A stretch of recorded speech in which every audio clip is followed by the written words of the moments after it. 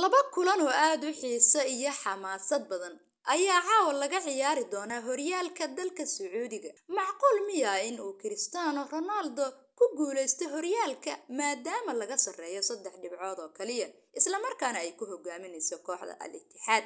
Si ay u guuleysato kooxda Al Nassr ee uu garwadeenka u yahay Ronaldo, ayaa ku qasban in ay badiso labada kulan ee soo aadan. Al Ittihadna laga badiyo ugu yaraan hal kulan, taas oo ay ku xaqiijin karto guusheeda horyaalka.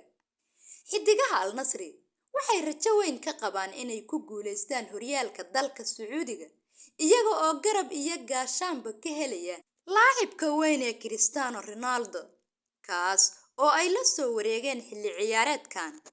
Ugu dambeyntii waxaa laga warsugayaa cidda caawa guushu raaci doonto labadani kooxood iyo haddii ay wada badiyaan, walow aanay dani ugu jirin Al Nassr inay badiso dhigeeda Al Ittihad.